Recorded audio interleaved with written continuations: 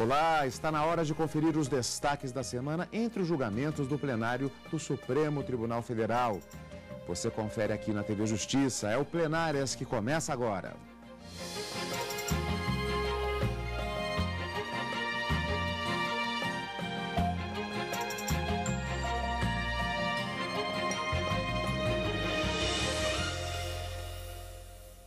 E hoje com os destaques das sessões dos dias 27 e 28 de agosto de 2014.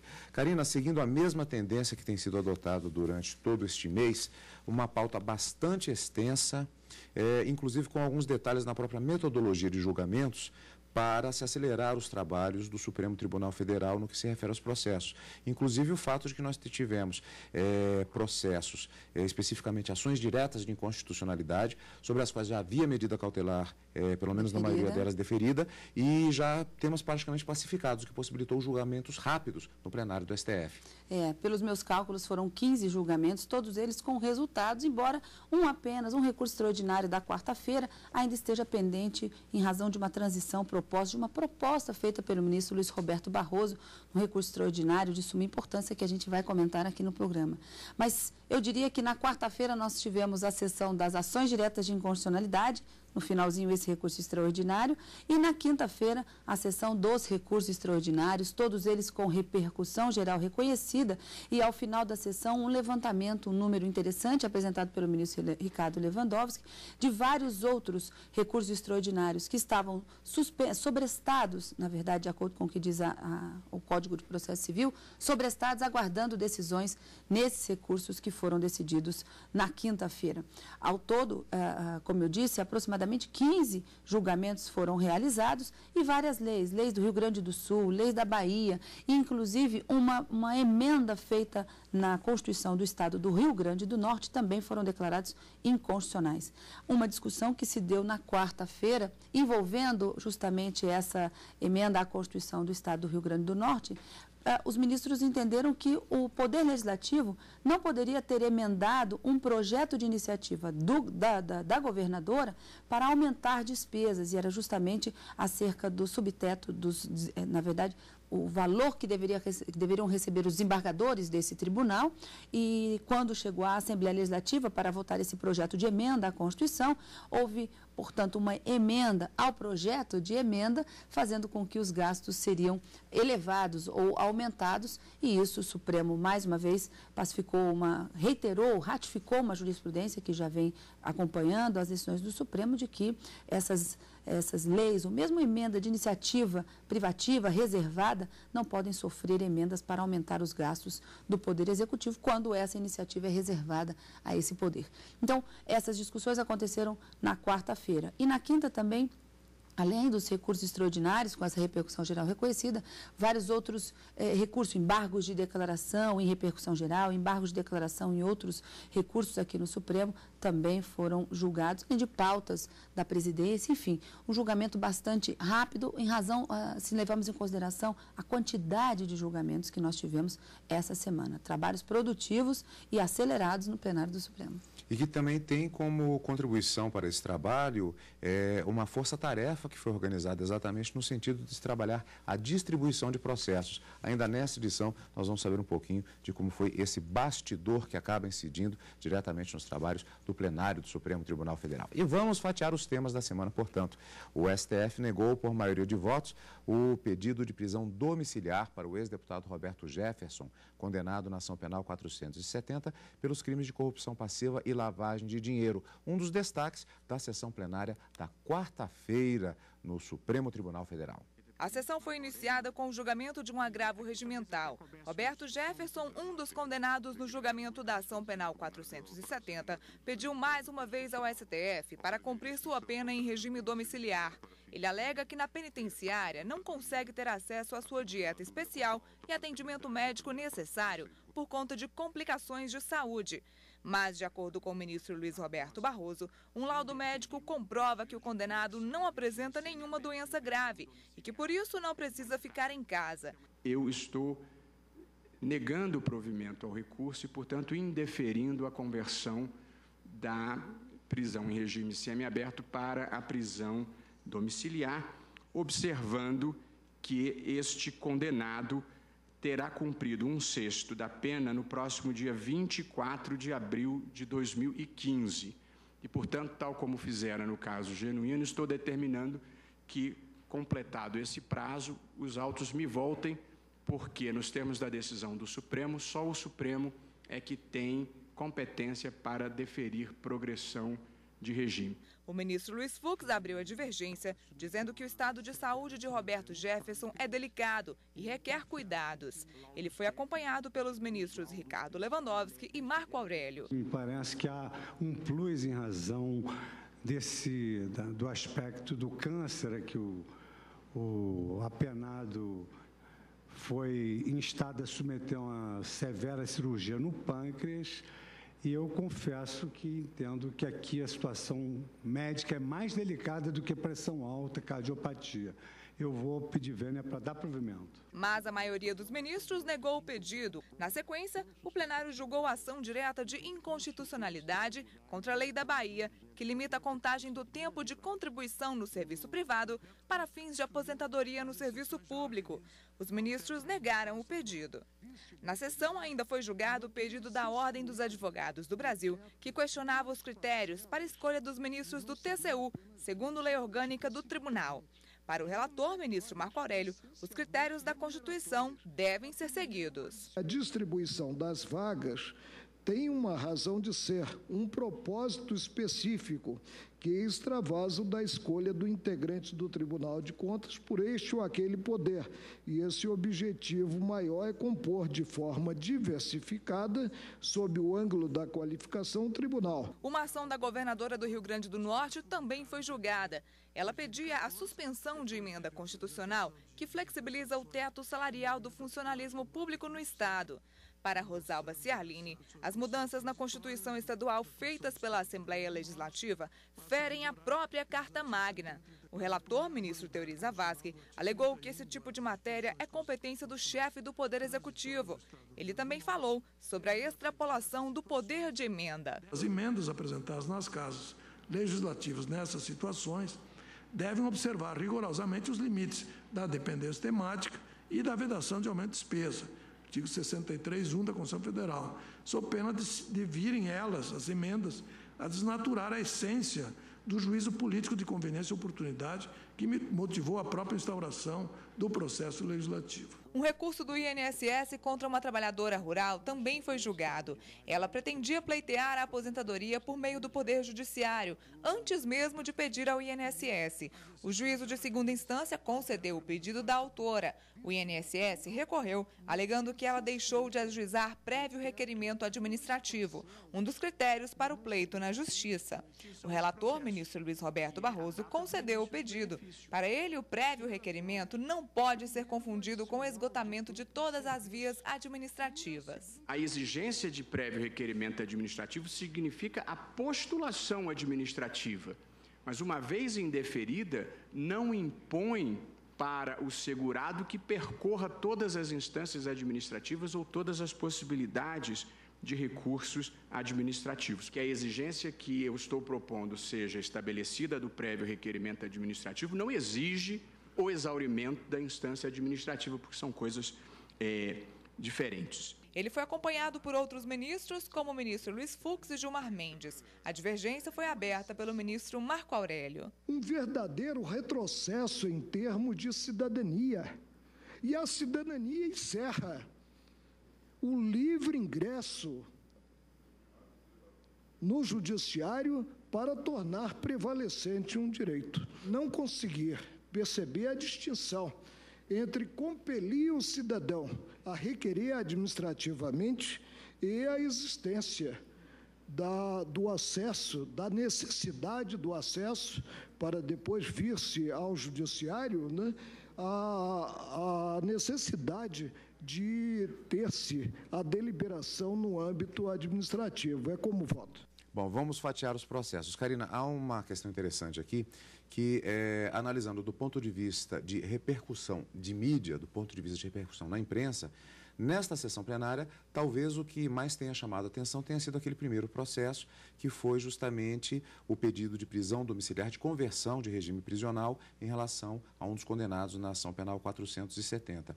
Mas a ação que talvez tenha uma repercussão jurídica maior, na verdade, é exatamente aquela que trata, essa que vimos agora no final, exatamente, esse recurso extraordinário, que trata inclusive de uma questão fundamental, que é a questão de acesso à justiça, a um debate nesse sentido, que é muito importante do ponto de vista jurídico. Aqui é uma situação que pode acontecer com qualquer um de nós. O direito do benefício da aposentadoria. A grande discussão aqui era saber, eu preciso primeiro ir ao INSS fazer a solicitação dessa aposentadoria, ou já sabendo que o INSS vai demorar, vai negar, talvez ele pode entender que os meus direitos, de acordo com o que eu entendo que já estão preenchidos, vai atrasar, vai retardar. Posso ir direto ao Poder Judiciário, ingressar em juízo para fazer o requerimento dessa aposentadoria?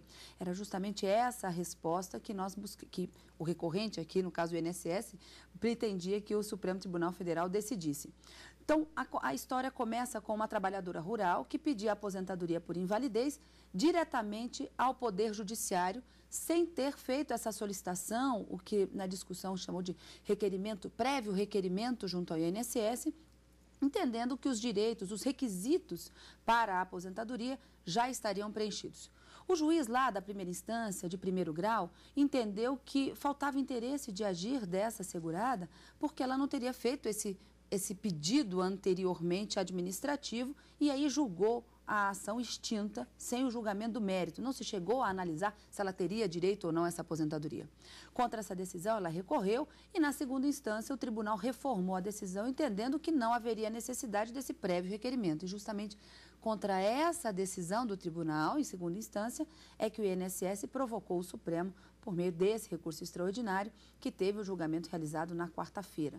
O ministro Luiz Roberto Barroso, o relator, ele entendeu que, sem que haja essa primeira postulação administrativa, não haveria um direito violado ou mesmo um direito ameaçado, porque a Constituição determina como direito fundamental de todos os cidadãos que a lei não poderá excluir da apreciação do Poder Judiciário lesão ou ameaça a qualquer direito. Para o ministro Luiz Roberto Barroso, se não há um pedido que pode vir a ser negado, não há sequer uma ameaça a esse direito. E, portanto, ele confirmava a sentença de primeiro grau e no que foi acompanhado pela grande maioria. E ele fez até uma distinçãozinha que no vídeo a gente consegue perceber. Essa necessidade de fazer essa solicitação não pode se confundir com o que existia na Constituição anterior, que era a necessidade de primeiro se esgotar as vias, um percurso administrativo para, uma vez negado, ultrapassada todas as instâncias administrativas, aí sim é que poderia ingressar em juízo para buscar essa reparação de um direito violado ou ameaçado. Na Constituição de 88, apenas a Justiça Desportiva exige esse exaurimento da via administrativa para depois, tão somente, discutir o assunto em juízo. E foi nesse sentido que o ministro Marco Aurélio abriu a divergência e foi acompanhado pela ministra Carmen Lúcia. Para o ministro Marco Aurélio, essa exigência de um prévio requerimento junto ao INSS seria uma violação a esse acesso à justiça. Violado o acesso à justiça, violado um direito fundamental do cidadão, portanto, o recurso do INSS não deveria prosperar. Mas não foi esse o entendimento que se fez presente na maioria, que foi decidido pela maioria dos ministros. O recurso extraordinário do INSS foi julgado procedente, mas o ministro Luiz Roberto Barroso ainda fez uma proposta, ao final, que ainda está pendente de julgamento. Então, a tese que se firmou é de que, para se obter a aposentadoria, é preciso sim, senhor segurado, que você faça um prévio requerimento. Diante da negativa do INSS, aí você pode recorrer ao judiciário. Mas ir diretamente ao judiciário, haveria uma falta de interesse de agir por falta exatamente dessa violação a um direito pretendido ou uma ameaça a um direito que teria sido violado, no caso. Mas o ministro Luiz Roberto Barroso, então, ele fez uma proposta. Para aquelas ações que são sobrestadas e pelo número que foi divulgado no plenário, são aproximadamente 8.600 casos semelhantes a esse e que aguardavam paradinho ali no tribunal de origem, uma decisão do Supremo, ele fez a seguinte proposta. para todas essas ações que estão tramitando e diante dessa decisão proferida pelo Supremo nesta quarta-feira, eu sugiro que o autor da ação, que busca, o segurado que busca esse benefício da aposentadoria, faça um pedido junto ao INSS no período de 30 dias. E, uma vez feito esse pedido, o INSS teria o prazo de 90 dias para responder ou para dar uma satisfação a esse autor. Se o INSS não faz ou nega, ainda assim o autor entendendo que o direito deveria ser considerado, a ação judicial que já havia sido proposta deve prosseguir. Mas se o INSS atender ao pedido, à solicitação, essa ação judicial deve ser extinta. E é justamente sobre esse ponto que ainda falta o plenário do Supremo Tribunal Federal se debruçar para discutir sobre essa proposta do ministro Luiz Roberto Barroso. É possível que isso retorne na próxima semana, mas vamos aguardar tão logo esse recurso extraordinário retorne à pauta de julgamentos. A gente vai acompanhar aqui e passar as informações para todos os nossos telespectadores. Exatamente, Karina. Um debate bastante interessante, portanto, que acontece no plenário do Supremo Tribunal Federal e que, na verdade, de certa forma, ele ainda não se esgota exatamente porque ainda há esse ponto específico, essa proposta colocada pelo ministro relator em relação a este processo que deve voltar ao plenário do Supremo Tribunal Federal. E muitos processos julgados também na sessão plenária da quinta-feira, dia 28. Entre os julgamentos, os ministros do Supremo reafirmaram o entendimento da chamada súmula 339, de que o Poder Judiciário não pode estender benefícios ou aumentar vencimentos que não estejam previstos em lei. Vamos ver como foi a sessão. O recurso do município do Rio de Janeiro questiona a decisão do Tribunal de Justiça que atendeu o pedido de servidor municipal militar. Ele alega que teria direito a receber gratificação concedida por lei aos servidores públicos civis da Secretaria Municipal de Administração. Alegou ainda ofensa ao princípio da isonomia. Para o relator do caso, o ministro Gilmar Mendes, a isonomia não pode ser justificativa para o Poder Judiciário autorizar o aumento da remuneração não prevista em lei. Ele concedeu o pedido do município. Resta claro que esta Corte pacificou o entendimento de que o aumento de vencimentos de servidores depende de lei e não pode ser efetuado apenas por suporte no princípio da isonomia. Entre outros, confira-se RE 40.914, relator ministro Antônio Vilas Boas, RE 42.186, relator ministro Nelson Hungria, RMS 9.122, relator ministro Vitor Nunes, RE 47340, relator ministro Barros Barreto. Assim, percebe-se que há muito já havia preocupação com a exigência da reserva legal relacionada à remuneração dos servidores. Isso é depois reproduzido no magistério do saudoso Eli Lopes Meirelles, e eu tenho dito que estou dizendo que em sucessivos julgados esta Corte tem reiteradamente aplicado o enunciado 339 da súmula do STF, denotando que sua inteligência permanece atual para a ordem constitucional vigente. Agravo regimental 609.527, assim emendado. Administrativa, equiparação de vencimentos com fundamento no princípio de isonomia, incidência da súmula 339 do Supremo precedentes, agravo regimental ao qual se nega provimento. Nesse contexto, a jurisprudência desta Suprema Corte também não tem admitido a equiparação salarial invocada a pretexto de resguardar a isonomia entre servidores do mesmo cargo, quando o paradigma emana de decisão judicial transitada em julgados. Sobre esse aspecto, destaco o que decidido no RE, agravo regimental 575936, da relatoria do ministro Aires Brito, dizendo de se aplicar ao caso, a súmula 339, que dispõe ser vedada ao Poder Judiciário, que não tem função legislativa, aumentar vencimentos de servidores públicos sob o fundamento da isonomia. Os ministros chegaram à conclusão que o STF já possui um entendimento sobre o assunto. A súmula 339 prevê que o Poder Judiciário não pode estender benefícios ou aumentar vencimentos que não estão previstos em lei. Por maioria, o plenário deu provimento ao recurso e assim o servidor não terá a gratificação pretendida. O que se também preserva aqui, no Estado Democrático de Direito, é a deferência ao Legislativo. Ele que pode, através de lei própria, outorgar essa concessão da gratificação, essa gratificação. Cada categoria, ontem eu conversava até com o procurador da República, cada categoria vai buscar a sua gratificação não é possível. Então, tem que declarar a inconstitucionalidade da lei por violação do princípio da isonomia. E não é disso que se trata.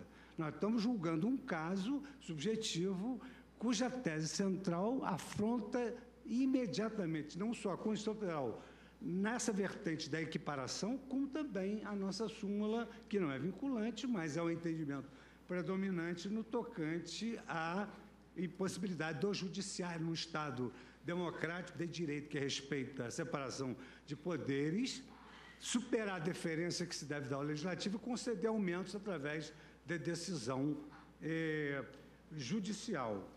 Por outro lado, senhor presidente, com a devida vênia, no caso concreto, efetivamente não se verifica nenhuma afronta. Quer dizer, se nós formos analisar o caso concreto, não se verifica nenhuma afronta. Nós não vamos agora ingressar na esfera de opção legislativa do legislador, do administrador, que vai escolher uma gratificação para... Não, nós vamos defender a Constituição Federal. Se for uma gratificação para camuflar uma paridade obrigatória hoje, isso é outra questão. Mas nós vamos escolher agora quais são as categorias que vão receber a gratificação, se isso se encarta no poder discricionário ou do administrador ou do legislativo, isso não é função do Poder Judiciário. Eu vou pedir vênia para conhecer do recurso e dar provimento ao recurso também. Além das razões já expostas pelos eminentes colegas, eu verifico que o fundamento da súmula 339, que tem a seguinte dicção: não cabe ao Poder Judiciário, que não tem função legislativa, aumentar vencimentos de servidores públicos sob o fundamento de isonomia, a base que levou à edição desse verbete é justamente o princípio da separação dos poderes. E me parece até muito oportuno que estejam presentes nesse plenário os alunos juízes da Infam, para mostrar que a Corte não admite que o Judiciário intervenha em outro poder para, a qualquer pretexto, aumentar vencimentos ou vantagens.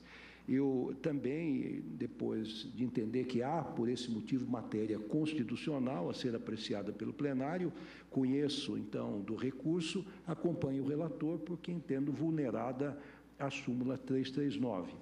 Então, proclamo o resultado. Por maioria, conheceram do recurso e deram provimento ao próprio. Vencidos no conhecimento a ministra Rosa Weber e o ministro Marco Aurélio, e vencido no mérito o ministro Marco Aurélio. Esse é o resultado do julgamento. O ministro Marco Aurélio suspendeu a nomeação de um procurador da Fazenda do Estado de Santa Catarina, que estava há 4 mandatos na chefia do Ministério Público de Contas. Para o ministro, como o procurador não é membro do Ministério Público, não pode continuar trabalhando nesta função. Além de suspender a nomeação, afastou o procurador do cargo. A decisão foi unânime. O plenário discutiu também o caso de uma trabalhadora que teve seu contrato de trabalho junto à administração pública declarado nulo e que pediu na Justiça o valor das horas trabalhadas, FGTS, e a multa de 40% referente a esse fundo. O TST negou o pedido da autora, alegando que a contratação foi irregular, visto que ela não prestou concurso público. Por unanimidade, os ministros negaram provimento ao recurso da servidora. Karina, exatamente esse processo do FGTS, um destaque também. Um destaque, os ministros já tinham um posicionamento acerca desse tema. Ministra Rosa Weber, logo no início que foi chamada esse recurso extraordinário, se declarou impedida, porque ela teria participado do julgamento enquanto ministra do Tribunal Superior do Trabalho, à época dessa discussão, e aqui os ministros acabaram confirmando. Contratação nula, ou seja, feita pela administração pública, ou seja, sem concurso público, vai gerar a esse trabalhador que prestou serviços para a administração pública apenas e tão somente o direito de receber o que a gente chama de saldo de salário pelos dias efetivamente trabalhados, já que houve uma prestação de serviço, e o levantamento daquele valor depositado a título de FGTS, Fundo de Garantia por Tempo de Serviço, excluindo o direito daquela multa de 40% prevista em lei. Essa é uma decisão proferida pelo Tribunal Superior do Trabalho e confirmada, ratificando mais uma vez uma jurisprudência que já havia aqui no Supremo Tribunal Federal. Portanto, se você é trabalhador, trabalha num contrato irregular, foi contratado de forma irregular, não adianta querer jogar a culpa na administração pública. Mas a administração me contratou, então ela deve arcar com essa responsabilidade. Não. Você sabe que se está trabalhando para a administração pública sem concurso público, público, a contratação é irregular e você não pode alegar o desconhecimento dessa situação e nem muito menos, disse o ministro Teori Zavascki nesse julgamento, que haveria um enriquecimento ilícito por parte da administração pública. Apenas e tão somente confirmado o direito ao saldo de salários, os dias efetivamente trabalhados e o Fundo de Garantia por Tempo de Serviço sem a multa contratual e nem mais qualquer outro benefício ou verba trabalhista ou direito trabalhista previsto na legislação. Esse é o entendimento. Muitos processos julgados, portanto, no plenário do Supremo Tribunal Federal, e a agilização do ritmo de julgamentos passou pelo trabalho de uma força-tarefa criada pelo presidente eleito do STF, ministro Ricardo Lewandowski, e que concluiu o trabalho distribuindo quase 5.000 processos. A força-tarefa foi implementada pela Secretaria-Geral da Presidência da Corte e executada pela Secretaria Judiciária do Supremo Tribunal Federal. Durante 3 semanas, 50 servidores fizeram um esforço concentrado que incluiu plantões aos finais de semana. A meta inicial de analisar 2.600 processos foi ultrapassada. No total, 4.874 processos foram registrados e distribuídos. É um trabalho cuidadoso, porque o servidor, o analista que pega a distribuição, ele tem que examinar que tipo de processo é, fazer um cadastro desse processo. São pessoas que trabalharam nos finais de semana, inclusive no feriado do Dia dos Pais, e conseguiram um feito extraordinário, que é zerar o estoque de processos recursais que entraram no Supremo Tribunal Federal para serem distribuídos aos gabinetes. Durante a força-tarefa, o grupo de trabalho analisou processos físicos e eletrônicos que chegaram ao STF. Entre eles estavam principalmente recursos contra decisões de tribunais de segunda instância. O resultado positivo vai permitir que a distribuição aos relatores seja atualizada. Outro destaque da iniciativa é a simplificação dos fluxos para otimizar o processamento inicial, com o objetivo de evitar novos acúmulos de processos. E o trabalho continua. Na próxima semana tem mais. Na próxima semana, encontro marcado quarta e quinta-feira ao vivo, no Direto do Plenário, e no final de semana com plenárias. Obrigado, como sempre, é claro, pela sua companhia. E continue conosco na TV Justiça.